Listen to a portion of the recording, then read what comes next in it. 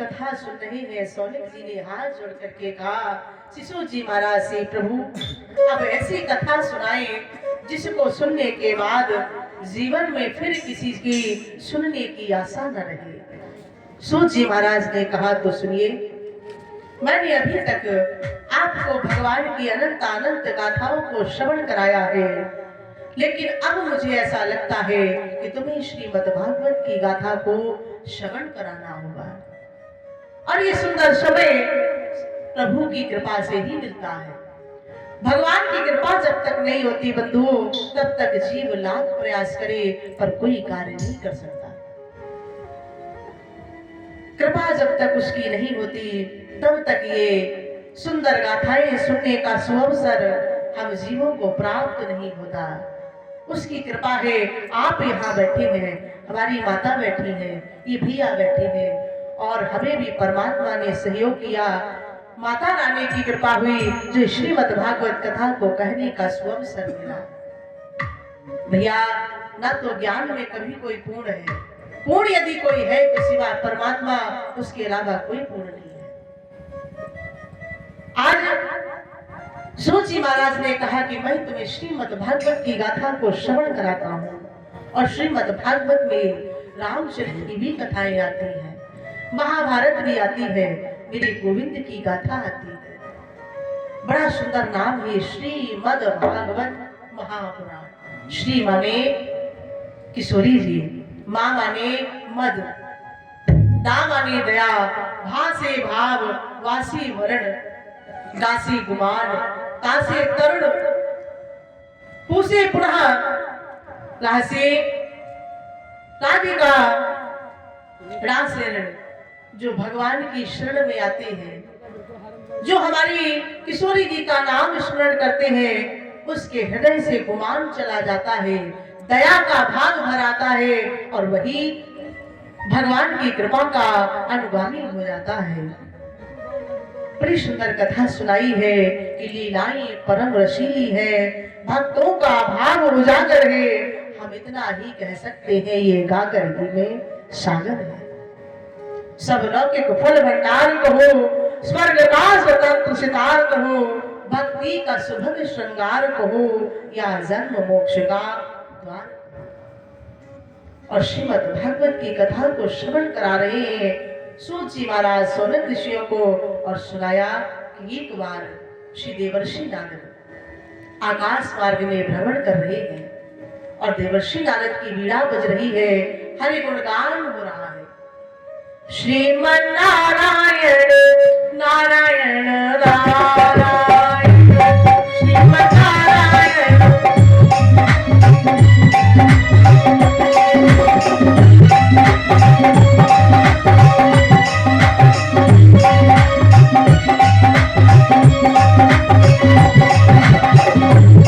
लक्ष्मी नारायण नारायण नारायण।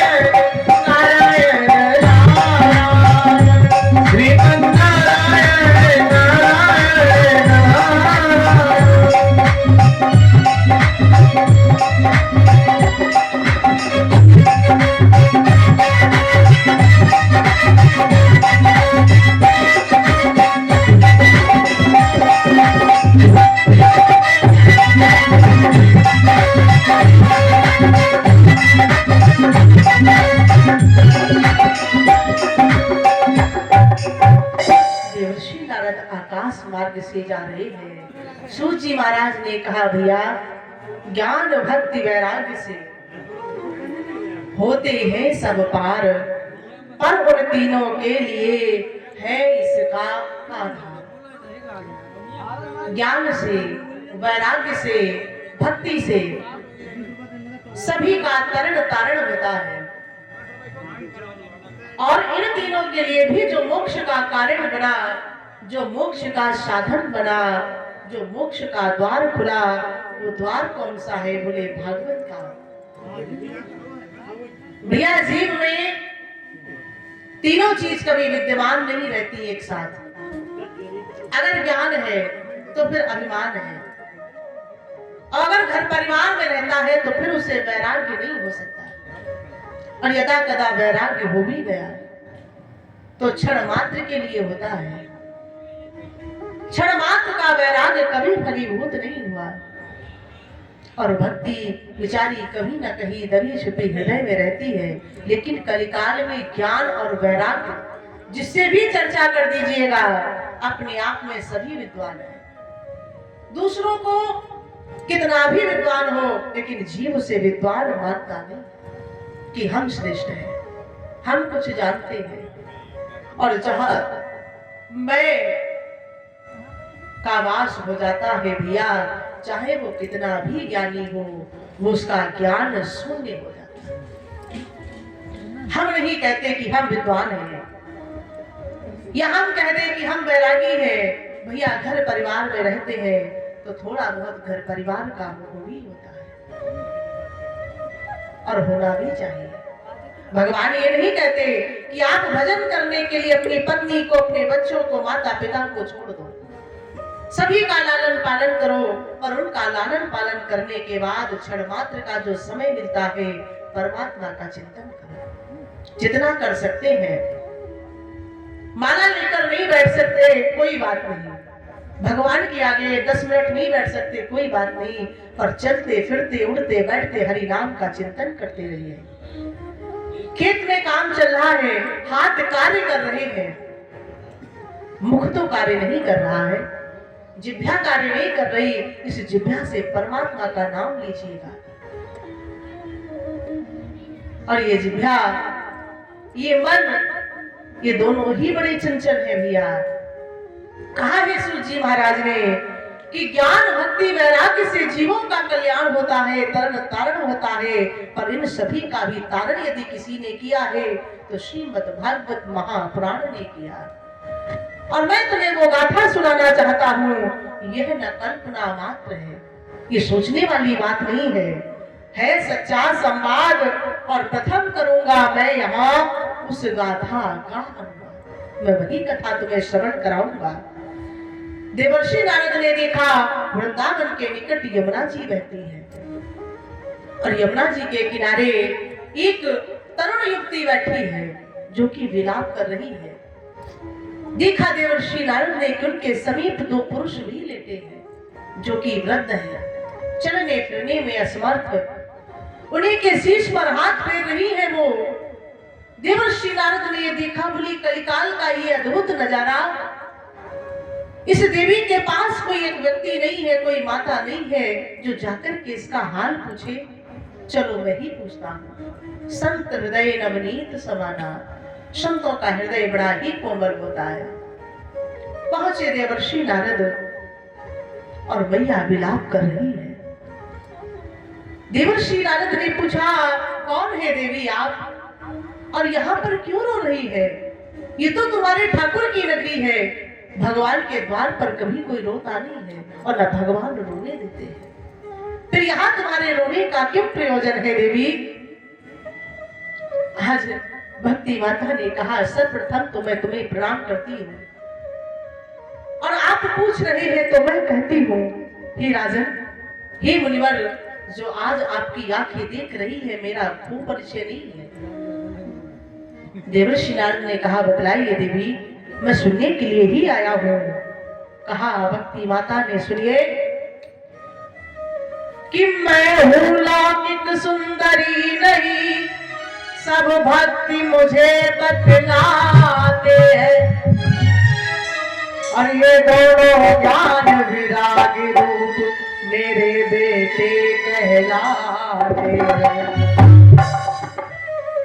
ये दोनों ही मेरे पुत्र हैं जिनका नाम है ज्ञान और वैराग्य।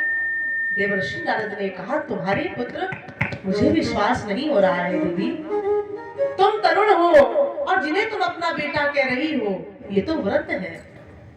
माता यदि तरुण है तो बच्चे छोटे होने चाहिए बाल्यावस्था में, और यदि माता वृद्ध है तो पुत्रों को तरुण होना चाहिए। पर ये मैं अद्भुत देख रहा हूँ। कहा भक्ति माता का यही सत्य है। द्वापर तक भरी जवानी थी। जब द्वापर युग था तो ये पूर्ण तरुण थे। द्वापर तक भरी जवानी थी, थे आप नतीना प्रेमे।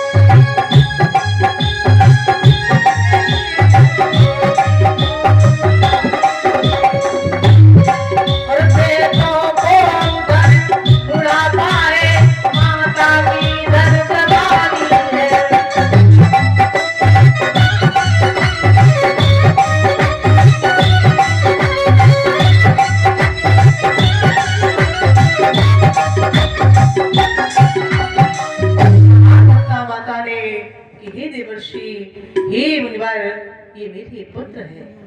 द्वापर तक पूर्ण तरुण थे, लेकिन कलयुग के आते ही ये दोनों वृद्ध हो गए हैं। इसलिए आपसे निवेदन करती हूँ, प्रार्थना करती हूँ, मेरे पुत्रों का दुखों का जो ये पहाड़ टूट पड़ा है मुझ पर, इसे निवारण कर दीजिए। इनके दुखों को दूर कर दीजिए। इनके तन से ये बुढ़ापा चला जाए, ये माथे पर लगा कलंक धुल जाए। देवर्षि नारद ने जल लिया, मंत्रों का प्रयोग किया, छींटे लगाए, पर कोई परिवर्तन नहीं हुआ। उपाय जितने थे कर डाले, जब कोई भी उनके शरीर में लीश मात्र भी चिंतन परिवर्तन नहीं हुआ, तो देवर्षि नारद चलने लगे। कहा, भक्ति माता ने, कहाँ जा रहे हैं? सुबह से बैठे बैठे मुझे दोपहर हो गई, किसी ने मुझसे कुशल क्षेम नहीं पूछी, मेरा परिचय भी नहीं पूछा, और आप आए, थोड़ी में बात कही, अब मुझे निराश छोड़ करके जा रहे हैं। कहिए मेरे ये दुख का निवारण नहीं हो पाएगा? देवर्षि नारद ने कहा, देवी हृदय में धीरज लेकर आओ। परमात्मा जो करते हैं वो हर जीव के लिए ही कल्याणकारी होता है। हो सकता है इसमें ईश्वर का कोई नियम छिपा हो, किसी का हित छिपा हो। देवर्षि नारद भक्ति माता को सांत्वना देकर के आए हैं बद्रिकाश्रम में। ना कुछ खाते हैं ना पीते हैं, उन दुखियारों के दुखों को दूर करने के लिए उपाय ढूंढ रहे हैं। कोई उपाय नहीं मिला।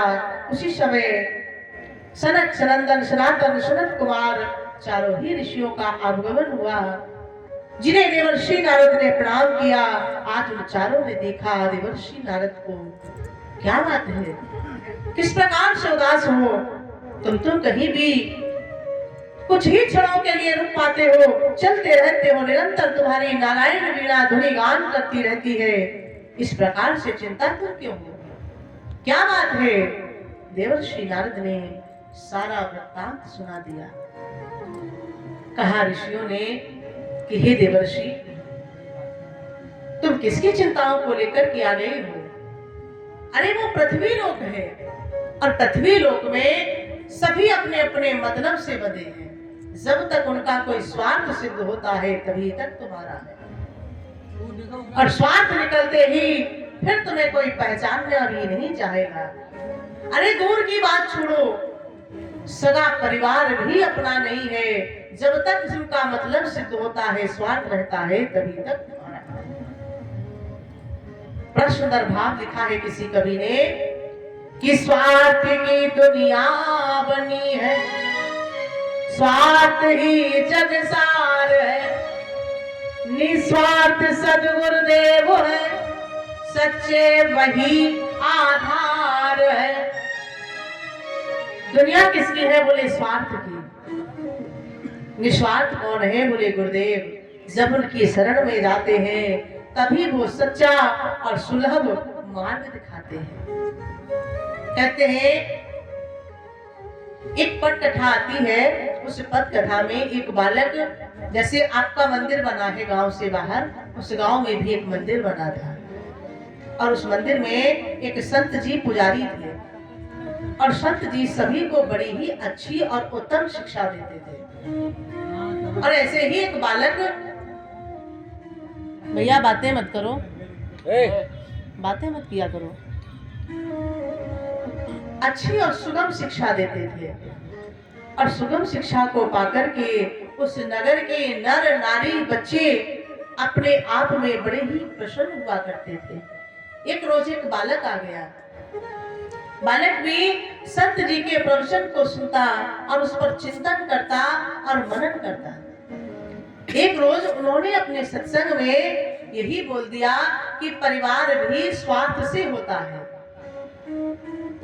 सभी प्रवचन सुनकर के अपने अपने घर की ओर चले गए। उस बालक ने कहा, गुरुदेव अभी तक आपने जितनी भी बातें मुझे सिखाई बताई वो मुझे सभी उत्तम लगी, लेकिन जो आज आपका प्रश्न था कि दुनिया स्वार्थ की है, समझ में आता है, लेकिन परिवार में भी कोई स्वार्थ छिपा होता है तभी वो प्रेम करते हैं, ये बात मेरी समझ में नहीं आई। संत जी ने कहा, इसका सामने से प्रमाण देखना चाहोगे? बोले हाँ अवश्य देखूंगा। संत जी ने कहा, तो जो मैंने तुम्हें प्राण वायु रोकने की जो क्रिया सिखलाई है, व्यायाम सिखलाया है, आज उसका पालन करना, घर जाकर के अपनी श्वास को रोकना। बोले फिर? बोले बाकी का काम मैं संभाल लूंगा। और वो बालक घर आया, उसने अपनी प्राण वायु को रोका। माता ने देखा बहुत देर हो गई, बालक नहीं जग रहा है, दौड़ करके आई, बालक नहीं बोला, अपने पति को बुलाया।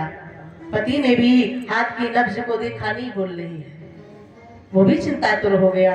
भाई भी दौड़ता हुआ आया, बहन भी दौड़ती हुई आई, यहाँ तक उसकी पत्नी भी आई, बच्चे भी आ गए, सभी विलाप कर रहे हैं, मेरा बेटा, मेरा भाई, मेरे पति, मेरे पिता, जिसका जो भी संबंध था, रिश्ता था, सब विलाप कर रहे हैं, मेरा बालक कहाँ गया। तब तक उसी गली से संत जी का आगमन हुआ। संत जी को देख करके सभी ने चरणों में प्रणाम किया और कहा, देखिए आपका शिष्य, इसकी अवस्था। संत जी ने कहा, ये जीवित हो जाएगा। बोले कैसे?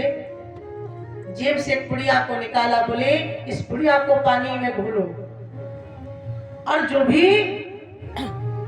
इस पुड़िया के पानी को पिएगा उसके जीवन का अंत हो जाएगा, पर ये बालक जीवित हो जाएगा। पहले पिता से कहा गया, भाई जनक तो पिता है ना।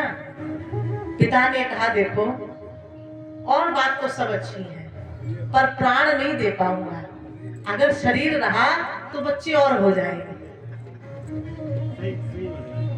माता से प्रश्न किया, माता ने भी यही उत्तर दिया। अब इसके बाद कौन है हितैषी? बोले भैया। भैया को बुलाया गया। भैया बोले मेरा अपना परिवार है, मैं चला जाऊंगा तो मेरे परिवार को कौन देखेगा। भाई से भी इनकार मिला। बहन को बुलाया। बहन ने कहा, मैं पी तो लेती, पर हमारे जो स्वामी जी हैं फिर वो उनका क्या होगा। उसने भी इनकार कर दिया। अब कौन बचा? बोले उस बालक की पत्नी। पत्नी को बुलाया। पत्नी ने भी इनकार कर दिया। बोले देखो, कितना भी प्रेमी क्यों ना हो, कितना भी चाहने वाला क्यों ना हो, पर उसके लिए मैं अपने प्राण नहीं दे सकती। वो भी फ्लॉप हो गया।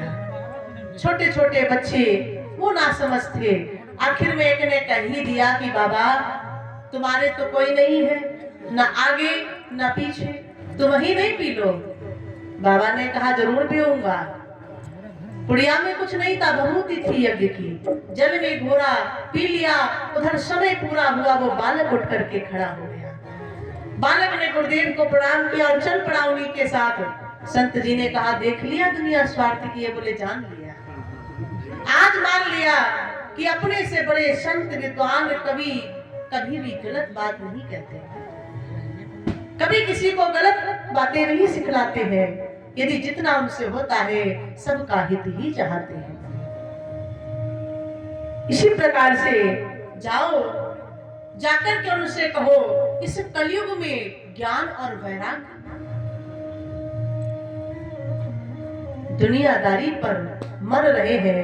अरे दुनिया क्या उन्हें अपने घर में स्थान देगी जिसे केवल अपना पेट पूजन ही दिखाई दे रहा है, परिवार दिखाई दे रहा है, मतलब से बना है। उन्हें ज्ञान और वैराग्य कभी नहीं दिखाई देगा। यदि थोड़ी बहुत भक्ति लोगों के हृदय में है, चलो एक लोटा जल चढ़ाओ, चलो कथा चल रही हमारे गांव में चल कर के सुनाओ, या घर में ढोलकी बजा लो, थोड़ा सा कीर्तन कर लो। भक्ति तो अभी कुछ कुछ है, लेकिन ज्ञान वैराग्य नहीं है, किसी के पास नहीं है। तो सुनो, कहना जाकर के मतलब की दुनियादारी, मतलब की रिश्तेदारी, मतलब से होती देखी हमने मतलब की यारी।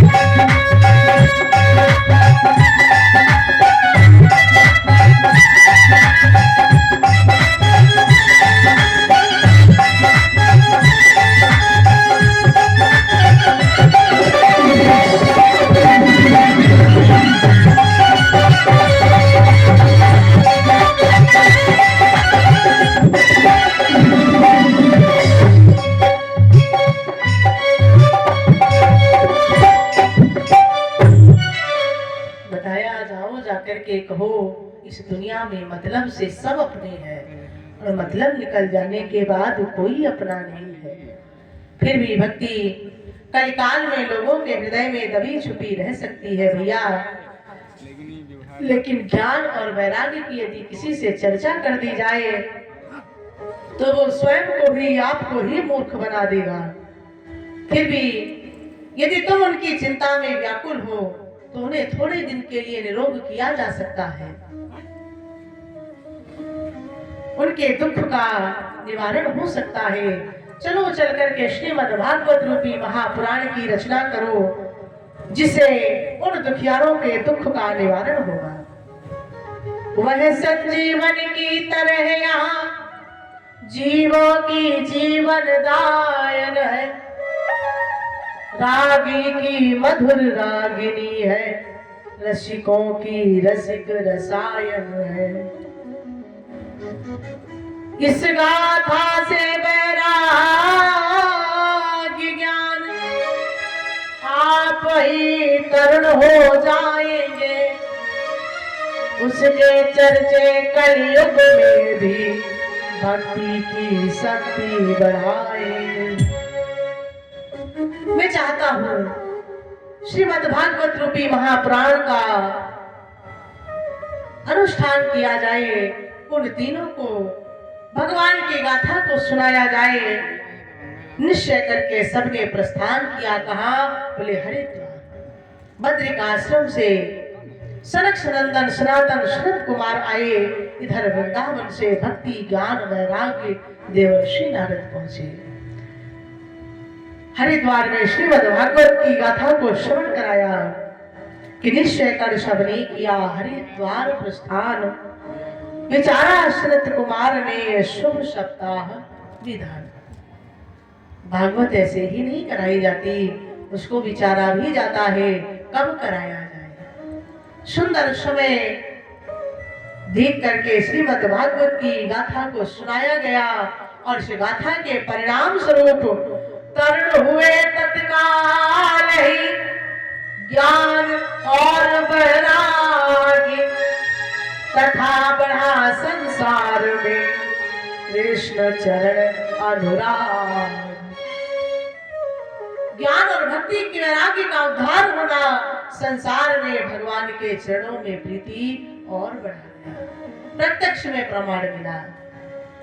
यही नहीं अंतिम दिवस प्रकट हुए भगवान, श्रद्धा इस तरह से हुआ पूर्ण कल्याण। बोली भक्त वत्सल भगवान की। ज्ञान और भक्ति का उद्धार हुआ किससे? बोले भागवत रूपी कथा को श्रवण करने से। कथाएं वही है, लेकिन हमारी और आपकी बुरा नहीं मानना। आप तो अच्छे विद्वान हैं, आपके यहाँ कई कथाएं हो चुकी हैं, मेरी बात को अन्यथा नहीं लेना, पर जब बात आती है तो कहना पड़ता है। कथाएं कल्याण कब करती है?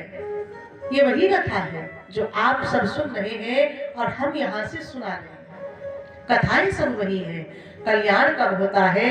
जब हमारी ये नजर जिसे हम देख रहे हैं, सामने वाले को हो सकता है हमें कोई कमी हो सकता है हमें कोई कमी हो, लेकिन उस कमी को न देखते हुए जो यहाँ से सुनाया जा रहा है, आप उस पर ध्यान दीजिए। आपका कल्याण होगा, निश्चित होगा। ये दावे के साथ हम कहते हैं, ये माता की कृपा है, भगवान का आशीर्वाद है, गुरुदेव की वाणी है।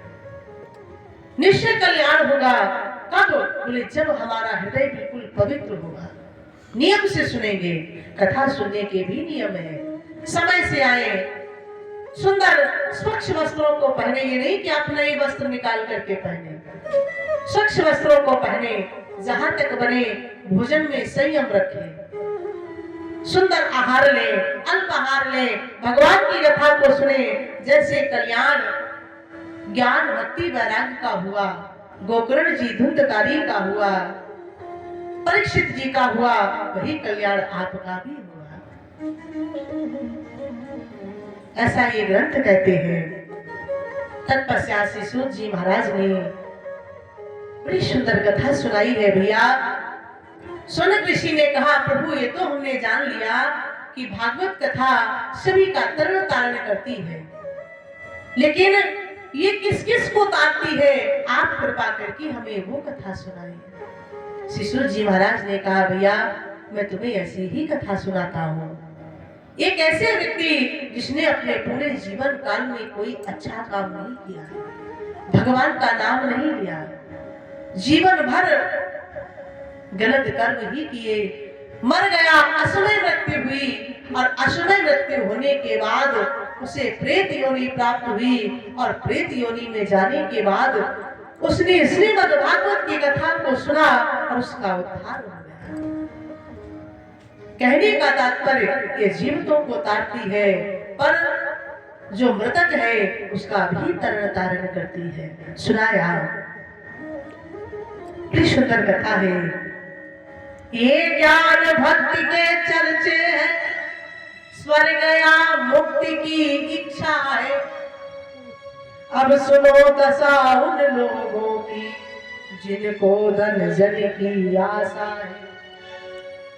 सुनाया, दक्षिण दिशा में एक ब्राह्मण है जिनका नाम है पंडित आत्मदेव जी, और उस नगर में चारों ही वर्ण के लोग रहते हैं। पास में बह रही है तुंगभद्रा नदी, और उस नगर का नाम है सुंदर नगर।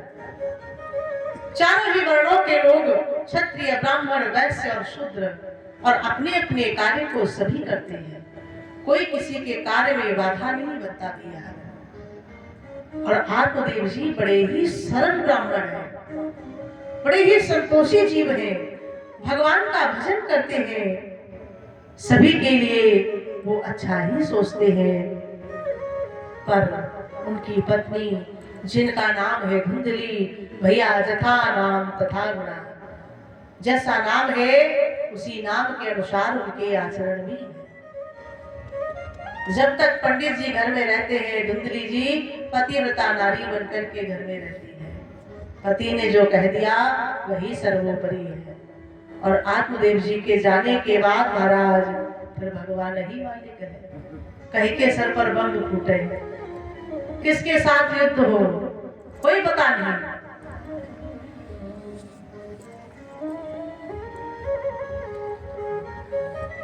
आत्मदेव जी अपनी पत्नी के इस अवगुण के बारे में जानते हैं, लेकिन कभी भी उन्होंने अपनी पत्नी को सताया नहीं, त्रासा नहीं, मारा नहीं, और यही सच्चे पति का लक्षण होता है। पति पत्नी का बंधुत्व जोड़ कैसे होता है, एक नरम तो एक नरम। हाँ, हमारे गुरुजी कहते हैं अगर दोनों में किसी बात को लेकर के बहस हो रही हो तो बिजली के तार तो सभी ने देखे होंगे, एक लाल एक काला, माने ठंडा और गर्म। ठंडे में ठंडा मिला तो कुछ नहीं होगा। हाँ, अगर दोनों मिला दिए तो फिर क्या होगा, बोले चिंगारी फूटेगी। हाँ, श्रीमती जी नाराज है ना तो कुछ मत करो, चप्पल पहनो और घर से निकल जाओ। हाँ, बस एक ही नियम है, अगर आधा घंटे बाद लौटोगे तो सब विराम हो चुका होगा। अगर उस समय कुछ कह दिया और भूल से भी मायके वालों का नाम निकल गया तो फिर 2 दिन रोटी भी बंद। लेकिन ऐसा नहीं करते लोग।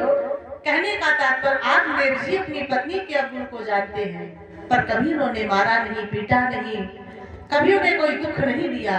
कारण बोले संतान नहीं है, और संतान नहीं है। और पंडित आत्मदेव जी ने अपने गुरु के मुख से भी एक कथा सुन रखी थी,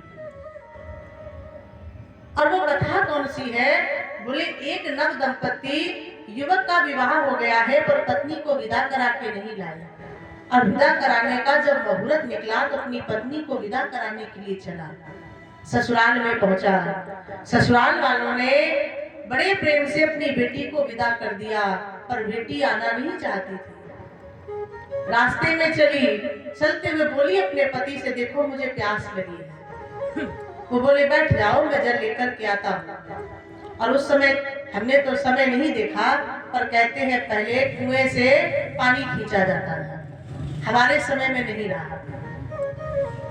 तो रस्सी डोर लेकर के, कमंडल डोर जो भी चलता उस समय लेकर के चलते थे लोग। अपने आप जल निकाला और पानी पी लिया, और वो बालक चला आगे जल निकालने के लिए कुएं से, तो पत्नी भी साथ साथ बोली। पति ने कहा यही रुक जाओ, मैं लेकर के आता हूँ। तो पत्नी ने कहा पता नहीं तुम कब जल ढूंढोगे, कब निकालोगे, कब लेकर के आओगे, मुझे प्यास बहुत तेज लगी है, मैं साथ चलती हूँ। आप जल निकालना, मैं जल पी लूंगी और तुम भी पी लेना, फिर आगे बढ़ेंगे। पति ने कहा बड़ा अच्छा विचार है, और कुएं के पास पहुंची बंधुओं। जैसे ही पति देव ने रस्सी को कुएं में डाला और श्रीमती जी ने धक्का लगा दिया और वो गिर गए कुएं में, और वो लौट करके घर चली आई। अच्छा बेटी, अभी अभी विदा की गई हो, तुरंत लौट आए तो फिर माँ बाप को चिंता होती है। पूछा क्या हुआ? स्त्री के चरित्र को, पुरुष के भाग्य को भगवान नहीं जानते तो कौन जाने। कहा कि मैं दोनों साथ में जा रहे थे, और उसी रास्ते से सामने से एक सिंह आया, जिसकी दहाड़ पड़ते ही मैं पीछे की तरफ लौट आई। अब उनका पता नहीं माता श्री वो घर पहुंचे या लौट गए, या चोट लगी या क्या हुआ। घर में शोक रहा कुछ समय के बाद, और उधर राहगीरों ने उस बालक को निकाल लिया। उसकी चोटें ठीक हुई, वो लौट करके पुनः अपनी पत्नी को लेने के लिए आया, और पत्नी को विदा करा करके ले गया। अब पत्नी रात दिन चिंता में रहती है, कहीं मुझे मारे नहीं, कहीं मुझे डांटे नहीं, कभी किसी बात के लिए परेशान ना करे। पर शिवक ने कभी कुछ नहीं कहा अपनी पत्नी से कि तुमने ऐसा क्यों किया। समय रहते रहते उस युवक के घर में 4 पुत्र हुए, और चारों के नाम रखे हैं राम, लक्ष्मण, भरत, शत्रुघ्न। और चारों ही बड़े हुए, चारों के विवाह हो गए, और चारों ही बेटा, चारों ही बहुएं बड़ी ही आज्ञाकारी हैं। सास ससुर की सेवा करती हैं। बहुओं ने सास को बिठला दिया और पुत्रों ने पिता को बिठा दिया। अब बहुएं सेवा करती हैं, और वो हाथ में माला लेकर के भगवान का नाम जपते हैं। लेकिन जैसे ही बहुएं जल लेकर के आती है, बहुओं के पाए की पायल कहती है छम, और सज्जन माला को धर के कहता है हाय मेरी घम। जब भी बहुएं आती है और उसका एक ही सवाल रहता है, धीरे धीरे चारों बहुओं ने सुना, अपने पतियों से कहने लगी कि हम पिताजी की सेवा में कोई कमी नहीं करती, पर जब भी हम चलती हैं पिताजी गम गम की माला क्यों रटते हैं, आप एक बार पूछिए। पति बेटे बड़े सज्जन थे, उन्होंने कहा तुम कुछ नहीं कहना, मैं स्वयं पूछूंगा। बच्चों ने आकर के पिता से पूछा, पिता ने कहा भैया सारी बात पूछो, पर ये बात नहीं पूछो। बोले नहीं आज तो पूछेंगे। तो फिर अपनी माता को बुला करके लाओ। मैया को बुलाया गया, पिताजी बैठे हैं, चारों बेटे बैठे हैं, चारों बहुएं बैठी हैं। आज शिवक ने कहा भैया जैसे तुम आज नवयुवक हो मैं भी कभी था, जैसे तुम अपनी पत्नियों को विदा करा के लाते हो मैं भी लेने गया था, पर तुम्हारी माता ने बिना जाने समझे मुझे कुआं में धक्का दे दिया। उस समय मैं क्रोध में आकर के तुम्हारी माँ को मार देता, या इन्हें पीटता, या इन्हें छोड़ देता, तो फिर तुम्हारी जैसी संतान मुझे कहां से मिलती। उस समय जब मैंने धीरज रखा था, आज ये धीरज का परिणाम है। मेरे चारों पुत्र इतने सुंदर हैं, मेरी बहुएं इतनी आज्ञाकारी है।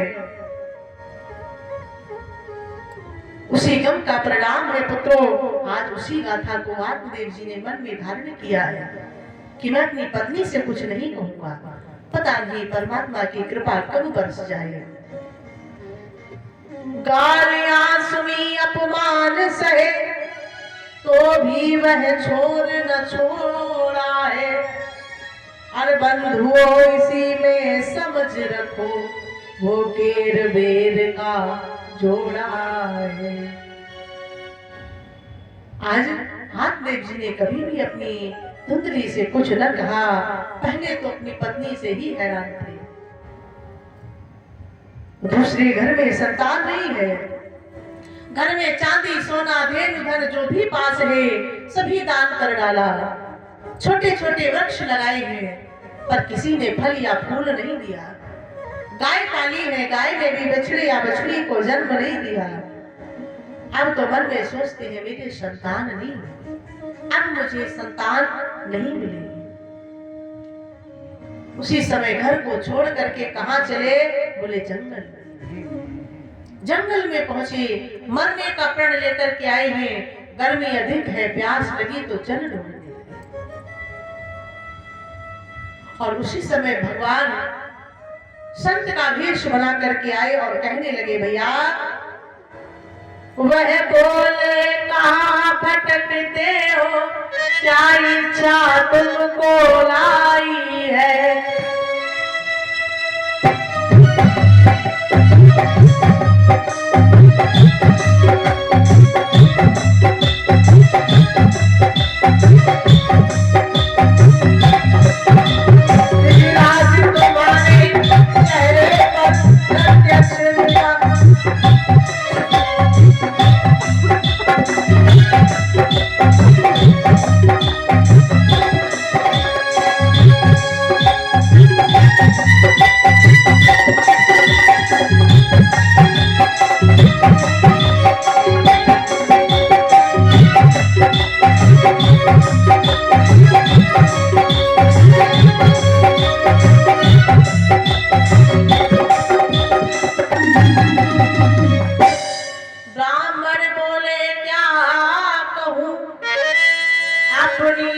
व्यथा कराल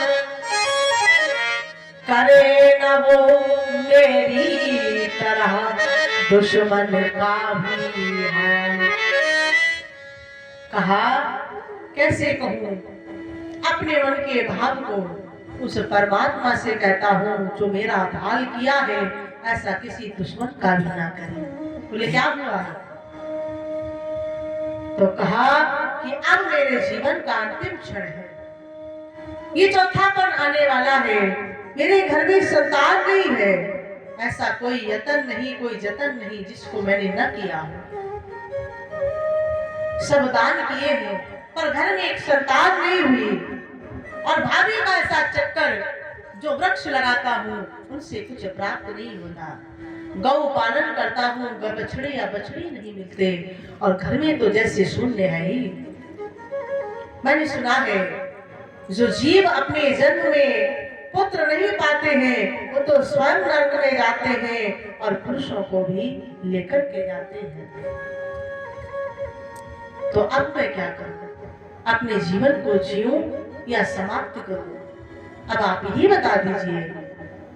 आया तो यहाँ मरने का निश्चय करके हो कि आज मैं मर कर के जाऊंगा, संतान के लिए अपने प्राणों का त्याग कर दूंगा। दंडी स्वामी ने कहा एक बात बताओ, क्या किसी के बच्चों ने नाम रोशन किया है? किसी के लड़के ने नाम रोशन किया है अपने पिता का, पूर्वजों का?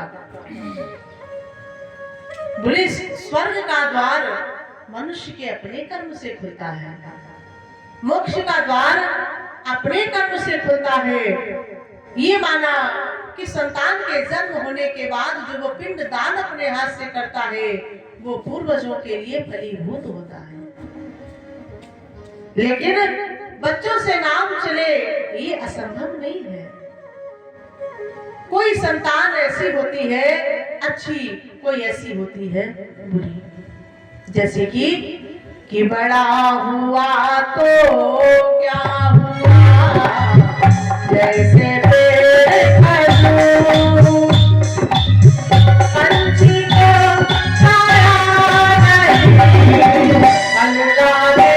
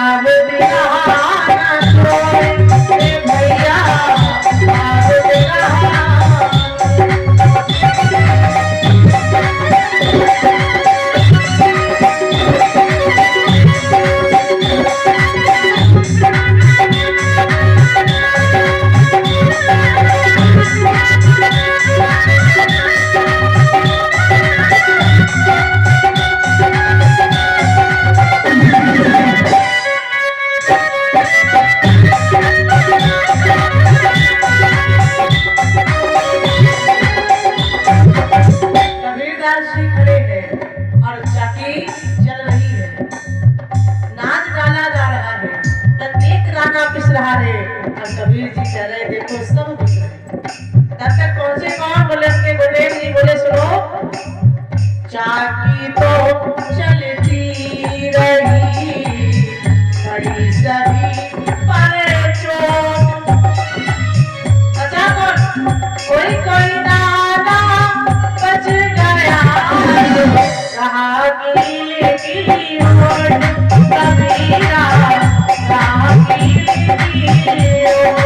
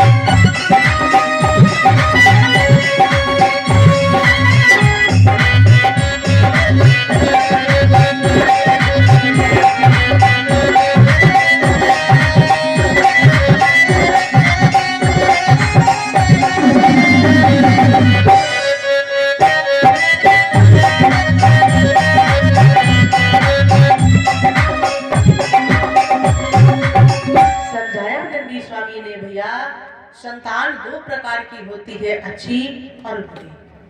लेकिन दोनों संतानों में अंतर क्या है? अच्छी संतान को पिता को कुछ देने की जरूरत नहीं है, वो अपने अच्छे कर्मों से सब कुछ जोड़ लेगा। और गलत संतान को अपना सर्वस्व दे दीजिए, वो कुछ अपने पास नहीं रख पाएगा। इसीलिए कहा है कि पूत कपूत तो क्यों धन संचय, पूत कपूत तो का धन संचय। पुत्र सपूत को कुछ देने की जरूरत नहीं, और कपूत को कितना भी मिल जाए वो रखने वाला नहीं है। संतान कैसी है? बोले ये कर्मों की खेती है, यदि आपने बबूल पेड़ों को लगाया है तो आम खाने को नहीं मिलेंगे, आपको सुंदर फल पाने को नहीं मिलेंगे। जैसे कर्म करोगे भैया, कर्मों का फल तुम्हें प्राप्त हो जाएगा। मेरे विचार में तो संतति उल्टा प्रभाव दिखलाती है, उनकी माया ममता हमको नरक की ओर ले जाती है। क्या कहा? नहीं, आज तो मैं संतान ही लेकर जाऊंगा। टंडी स्वामी बार बार पुनः पुनः समझाते कि भैया मानो दीवा के कपूत हुआ पैदा, मानो मैं तुम्हें आशीर्वाद दूं और संतान हो भी जाए तो कोई भरोसा नहीं वो तुम्हारी सेवा ही करे। देवा के कपूत हुआ पैदा तो उल्टा पीछे पड़ता है, अरे वह लोग बनिया बिगड़ जाए पहले ये लोग बिगड़ता। महाराज श्लोक को किसने देखा? बोले मरने के बाद, जीवित किसी ने नहीं देखा। और कहीं ऐसा ना हो कुछ संतान हो जाए तो फिर यही तुम्हें उल्टा देखना पड़े। दे न किसी माँ बाप को कुल कपूत के हाथ, ब्राह्मण ममता छोड़कर जपो द्वारिका नाथ, भगवान का नाम रटो। कहा ब्राह्मण देव ने, मुनिवर आज तो मुझे संतान का भूत सवार है, इसलिए अब मुझे उपदेश नहीं दीजिएगा, मुझे समझाइएगा नहीं। यदि दे सकते हैं तो संतान का वरदान दो। कहते हैं संतों के पास सभी कुछ होता है। हाँ, संतों की झोली में होता है सब कुछ, मगर उनसे लेने का होता है ढंग कुछ, ऐसे नहीं मिलेगा। उनसे चाहते हो तो प्रार्थना कीजिए, अनुनय कीजिए, विनय कीजिए, मगर उनसे लेने का होता है ढंग कुछ। प्यारे और खूब जांच लेते हैं, देते हैं तब कुछ। कुछ कब मिलता है जब आप उनकी परीक्षा में पास हो जाते हैं। टंडी स्वामी ने झोली में हाथ डाला, एक फल निकाला और ब्राह्मण देव के हाथ में रखा।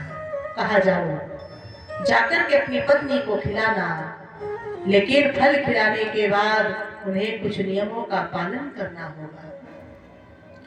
प्रतिदिन भगवान की गाथा को पढ़ें, झूठ नहीं बोले, अच्छी आचरण करें, बड़ों का सम्मान करें। यदि ऐसे विचार उनके हृदय में होंगे तो संतान वैसे ही जन्म लेगी। कहते हैं जब माता के गर्भ हो, माता जिस आचरण को करती है, जैसे रहती है, संतान वैसी ही होती है। हाँ, अगर हंसती है माता तो बच्चा हंसमुख होता है, माता रोती है तो बच्चा रोता है। मतलब कहने का तात्पर्य माता जिस भी विचारधारा से गुजरती है, बच्चा उसका उसी के अनुसार जन्म लेता है। आत्मदेव जी घर लौटे, लाकर के धुंधली के हाथ में फल रखा और सुबह होते ही आत्मदेव जी नित्य क्रिया के लिए घर से चले गए।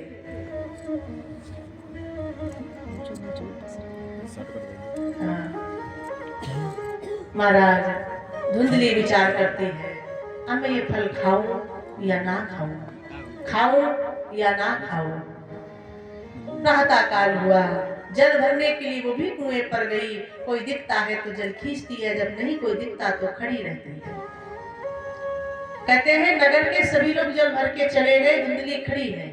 और उसी नगर में उसकी बहन भी विवाहित थी। बहन आई, बहन ने देखा धुंधली को उदास, तो पूछ बैठी क्या हुआ बहन? बोले कुछ नहीं, तुम्हारे जीजा श्री एक फल लाए हैं। बोले क्या होगा उससे? बोले उसे खाने से संतान का जन्म होगा। बहन ने कहा बड़ी सुंदर बात है, खा लो इस फल को।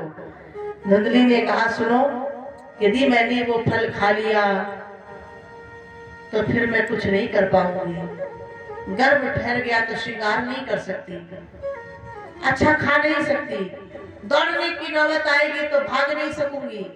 अगर बच्चा पैदा भी हो गया तो उसका मल और मूत्र मुझसे नहीं संभाला जाएगा, इसलिए मैं फल नहीं खाऊंगी। धुंधली की बहन ने कहा चिंता नहीं करो बहन, मैं भी गर्भवती हूँ, अपनी संतान को मैं दूंगी, लेकिन उससे पहले इस फल को आजमाने के लिए आप अपनी गाय को खिला देना। कहते हैं जैसी हो भवितव्यता तैसोई मिले सहाय। धुंधली के उस भाग्य में मां बनना नहीं लिखा था। भाग्य से बढ़कर के कभी किसी को ना कुछ मिला है, ना कभी किसी को कुछ मिलेगा। धुंधली घर आई, फल को गाय को खिलाया, बहन से बहन को संतान मिली और दोनों के ही समय आने पर संतान जन्म लेती है। धुंधली को बहन से संतान मिली और गाय ने बछड़े को जन्म दिया। अद्भुत लीला प्रभु की। संपूर्ण शरीर मनुष्य का है पर कान गाय के समान है। और दोनों ही बच्चों के नामकरण करे गए। संतों ने मुनियों ने नाम रखा। गाय से संतान का जन्म हुआ, उसका नाम गोकर्ण, क्योंकि कान गाय के समान है। और धुंधली की संतान का नाम रखा गया धुंधकारी, यथा नाम तथा गुणः। गोकर्ण जी बाल्यावस्था से ही भगवान का चिंतन करते हैं, भगवान का नाम लेते हैं। और वास्तविक बात सत्य है, यही समय सार है, आगे पता नहीं हमें समय मिलेगा कि नहीं मिलेगा। और गोकर्ण धुंधकारी उन्हीं गणता चरणों में। गोकर्ण पंडितो ज्ञानी धुंधकारी महाखलः। गोकर्ण जी कैसे हैं? महापंडितों वाले लक्षण है। और धुंधकारी बोले एक खल होता है, एक महाखल होता है। महाखल के समान कर्म करता है, लेकिन आत्मदेव जी ने दोनों ही बच्चों का लालन पालन एक जैसा किया। और उधर गोकर्ण जी भगवान का चिंतन करते हैं।